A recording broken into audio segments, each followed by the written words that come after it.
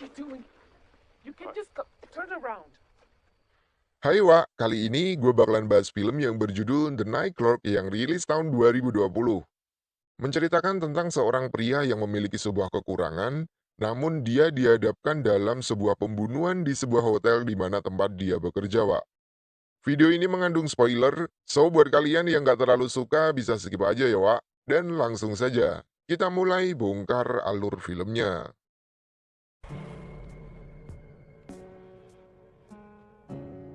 Di awal film, kita diperlihatkan dengan seorang pria yang bernama Bart yang sedang mengamati sebuah CCTV hotel. Terkadang ia juga menirukan ucapan setiap orang yang ada di monitor CCTV. Nah, sebagai pengetahuan, dia ini mengidap sindrom Asperger atau kesulitan berkomunikasi dengan orang lain. Ya bisa dibilang sejenisnya autis, Wak.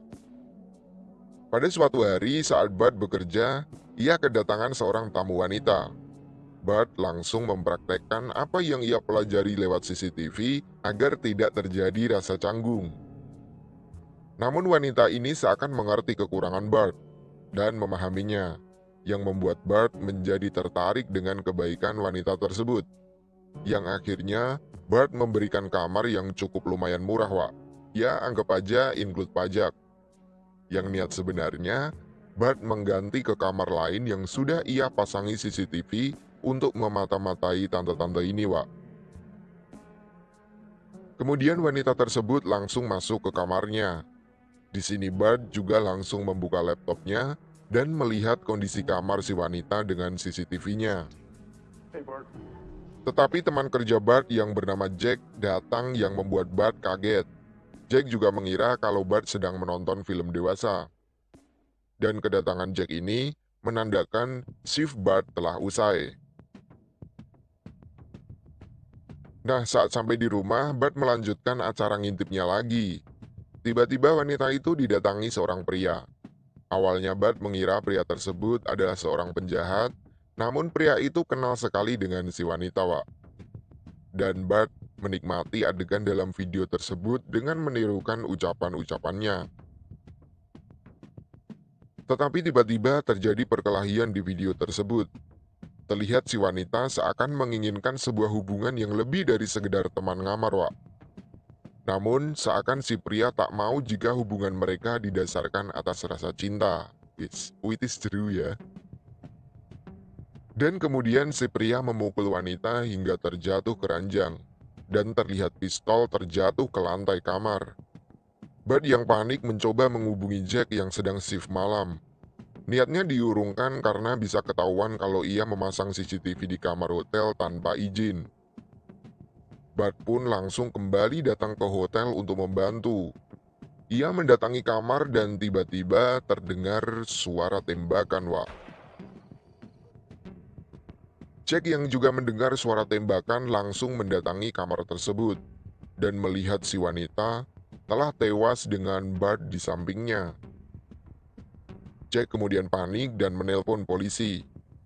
Saat itulah Bart mencoba mengambil CCTV yang ia pasang di sana, Wak. Namun karena terburu-buru, ia malah menjatuhkan salah satu alat perekamnya di sana. Esok harinya, Bart diinterogasi oleh kepolisian. Di sini Bart mengatakan kalau kembali ke hotel karena mengambil dompetnya yang tertinggal di sana. Tetapi alasan Bart gak diterima karena ia terbukti datang ke Indomaret dan membeli beberapa makanan sebelum pulang. Yang artinya, ia membawa dompet beserta isinya pulang ke rumah dan tak ketinggalan di hotel, Wak. Bart pun dibawa ke kantor polisi. Namun karena ia menderita sindrom Asperger, semua pernyataannya tak bisa dipertanggungjawabkan di hadapan hukum. Di sini juga datang suami si wanita yang telah dibunuh tersebut. Ia juga menuduh Bart yang telah membunuh istrinya. Saat itu juga datang ibunya Bart untuk menjemput putranya. Ia juga memarahi kepolisian karena menanyakan berbagai hal tentang kasus pembunuhan tanpa adanya dampingan dari pengacara. Singkat cerita, Bart pulang dan dipindahkan ke tempat kerja di hotel lain oleh bosnya. Di sana ia bertemu dengan seorang wanita sembeledut yang bernama Andrea Rivera, Wak. Hari berganti, dan tak sengaja saat Bart pergi ke swalayan, ia bertemu dengan Andrea di sana.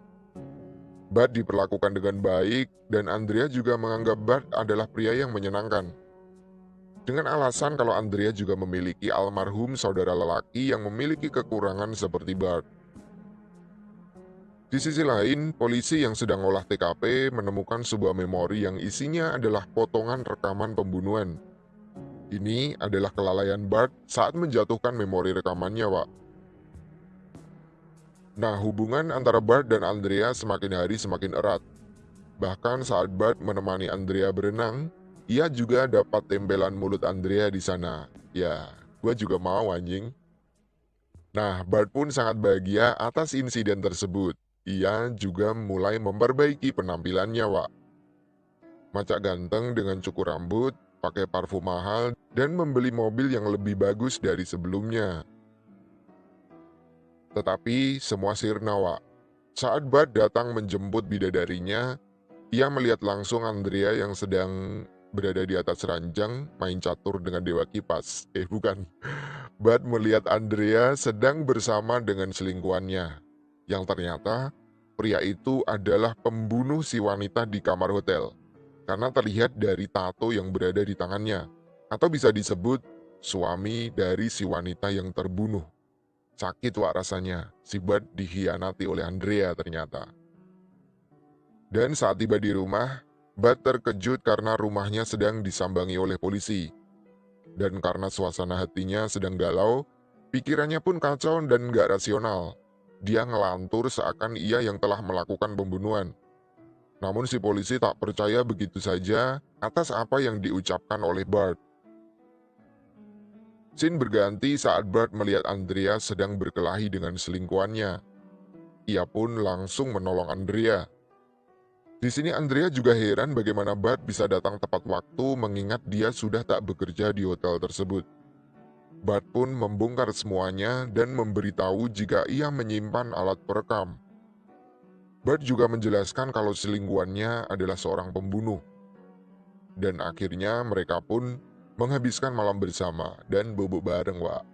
Hal itu dilakukan Andrea karena ada niat tertentu ternyata. Pada esok harinya, Bart terkejut karena Andrea membawa seluruh memori perekam pembunuhan yang dilakukan selingkuhannya. Dikarenakan si Andrea masih sayang dengan selingkuhannya, ia menyerahkan memori itu agar selingkuhannya masih bisa hidup bebas, dan menyerahkan semua hukumannya kepada Bart. Tak lama setelah itu polisi datang. Terdengar pula suara tembakan dari kamar Bart. Kemudian para polisi mencoba untuk masuk dan melihat komputer Bart sedang menayangkan video pembunuhan yang dilakukan oleh selingkuhan Andrea. Tapi saat dicek, Bart tak ada di kamarnya. Polisi pun langsung bertindak mencari Andrea dan selingkuhannya. Lalu di manakah Bart? Di akhir film diperlihatkan Bart sedang berada di bandara, entah mau pergi kemana. Dan film pun tamat.